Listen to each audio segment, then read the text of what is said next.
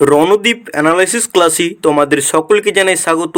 আজ যে ভিডিওটা নিয়ে আমরা আলোচনা করব তৃতীয় পর্যায়ক্রমিক মূল্যায়নে 2025 শ্রেণী তৃতীয় বিষয় বাংলা রায়মার্টিনির প্রশ্নের উত্তর 6 নম্বর স্কুল। নিচের প্রশ্নগুলির এক কথায় উত্তর দাও। বাবা প্রতি বছর এই সময় জমিতে ধান চাষ করতেন, এ কথা কে বলেছিল? বুড়ো চাষির ছেলের বউ বলেছিল। সকল ধরা হেসে উঠে। এখানে ধরা শব্দটির অর্থ কি? এখানে ধরা শব্দটির অর্থ পৃথিবী। বাঙালি ডাক্তারবাবু কোন স্টেশনে নেমেছিলেন? কারমাটার রেল স্টেশনে নেমেছিলেন। সারাদিন কবিতাটির কবিকে? সারাদিন কবিতাটির কবি সুনির্মল চক্রবর্তী। ফুলপরীরা কিসের পোশাক পরে? ফুলপরীরা ফুলের পাপড়ির পোশাক পরে। নদীমাতৃকা কথাটির অর্থ কি? নদী যার মা। নদীতে চলে এমন একটা যানবাহনের নাম লেখো। নৌকা, স্টিমার, জাহাজ। অনেক নদীর তীরে আমি একা একা গিয়েছি, কথাটি কে বলেছিলেন? জীবন সর্দার। নৌকাযাত্রা কবিতাটির প্রথম 4 লাইন লেখো। মধুমাঝি ওই যে নৌকাখানা বাঁধা আছে রাজগঞ্জের ঘাটে, কারো কোনো কাজে লাগছে না তো, বোঝাই করা আছে কেবল পাটে। ঢেউয়ের তালে তালে গল্পটির লেখক কে? পিনাকি রঞ্জন চট্টোপাধ্যায়। পর্যটন করেন যিনি তাকে কি বলা হয়? পর্যটন করেন যিনি তাকে পর্যটক বলা হয়। অনেক অনেক বছর আগে পৃথিবীতে গাছেরা কিভাবে চলাফেরা করত? মাটির নিচে শেকড় বাকড় চালাচালি করে চলাফেরা করত। লিপিকে দেখলে কারা খুশি হয়? গাছেরা, পাখিরা খুশি হয়। তাল গাছ কিভাবে পাখিদের ডাকে? তাল গাছ তার পাতা নেড়ে নেড়ে পাখিদের ডাকে। আরাম কবিতাটি কার লেখা? শঙ্খ ঘোষ। হিংসুটির বয়স কত? হিংসুটির বয়স 7 বছর। সঠিক উত্তরটি নির্বাচন করো। কিশোরী মেয়েটি কাঠপিঁপড়ের কোমরে পায়ে সুতো বেঁধে ঝুলিয়ে রেখেছিল, এটা হবে কোমরে। শরৎ ঋতুর আগে আসে গ্রীষ্ম, বর্ষা, এটা হবে বর্ষা। কাকের ছানা বসেছিল নিম গাছে, বেল গাছে, এটা হবে নিম গাছে। ঈশপ ছিলেন একজন পুরোহিত, কৃতদাস, এটা হবে কৃতদাস। কুমির সিংহিমা চিৎকার করে বলল, ও বুড়ি তোর চোর ধরেছি, এটা হবে কুমির। কল্পলোক কথাটির অর্থ?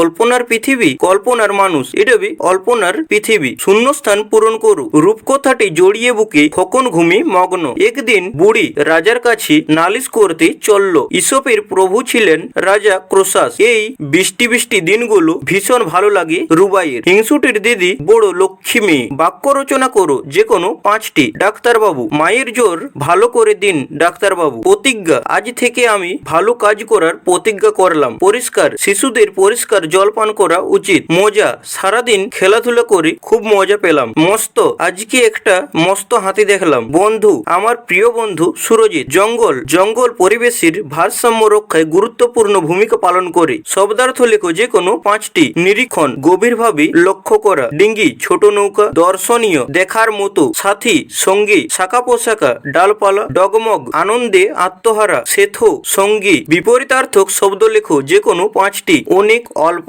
সুন্দর, কুৎসিত। ভিজে, শুকনো। দিন, রাত। সুখ, দুঃখ।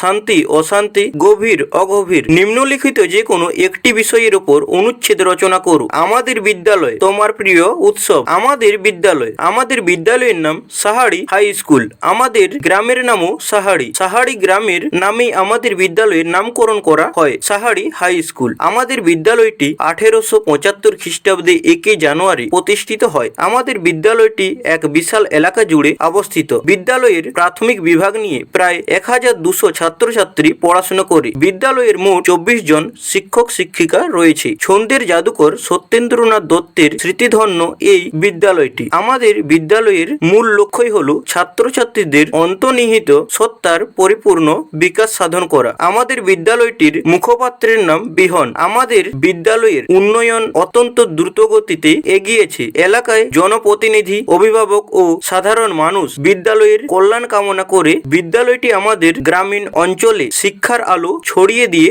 যাচ্ছে। আমি আমাদের বিদ্যালয়টির জন্য গর্ব অনুভব করে থাকি। তোমার প্রিয় উৎসব। আমার প্রিয় উৎসব দুর্গাপূজা। এটি বাঙালিদের সবচেয়ে বড় উৎসব, যা পরিবার ও বন্ধুদের সঙ্গে একত্রে উদযাপন করা হয়। এই সময়ে সবাই মিলেমিশে আনন্দ করে, নতুন জামা কাপড় পরে একে অপরের বাড়িতে নিয়ে যায়। দুর্গাপূজা কেবল ধর্মিক উৎসব নয়, এটি সামাজিক মিলন ও ভালোবাসার প্রতীক, যা সব মানুষকে এক করে। উৎসব জীবনের একটি গুরুত্বপূর্ণ অংশ, যা আমাদের জীবনে আনন্দ ও উদ্দীপনা নিয়ে আসে। ভারতের বিভিন্ন ধর্মের মানুষ নানান ধরনের উৎসব উদযাপন করে থাকে, যেমন হোলি, দীপাবলি, ঈদ, বড়দিন। তবে বাঙালিদের জন্য দুর্গাপূজা অন্যতম শ্রেষ্ঠ উৎসব। দুর্গাপূজার সময় সারা বাংলা আনন্দে মেতে ওঠে। পরিবার, আত্মীয় স্বজন ও বন্ধুরা সবাই একসঙ্গে মিলিত হয়। এই সময় ঘর বাড়ি পরিষ্কার পরিচ্ছন্ন করা হয় এবং সবাই মিলে নতুন জামা কাপড় কেনা হয়। এক সময় সবাই একসঙ্গে মণ্ডপে ঘুরে বেড়ায়, প্রতিমা দর্শন করে এবং বিভিন্ন ধরনের বিনোদনের ব্যবস্থা থাকে। ছোট থেকে বড় সবাই মিলে উৎসবে যোগ দেয় এবং আনন্দ উপভোগ করে। তাই দুর্গাপূজা আমার প্রিয় উৎসব। এটি শুধু একটি উৎসব নয়, এটি আমাদের সংস্কৃতি, ঐতিহ্য এবং সামাজিক বন্ধনের প্রতীক, যা আমাদের জীবনে আনন্দ, ঐক্য ও ভালোবাসা নিয়ে আসে। তো তোমাদের কাছে একটি অনুরোধ, ভিডিওটি ভালো লেগে থাকলে লাইক করবে, চ্যানেলে নতুন হয়ে থাকলে চ্যানেলটি সাবস্ক্রাইব করে দেবে। তো দেখা হবে পরের কোন নতুন ভিডিওতে। ততক্ষণ ভালো থাকো, সুস্থ থাকো, মন দিয়ে পড়াশোনা করো।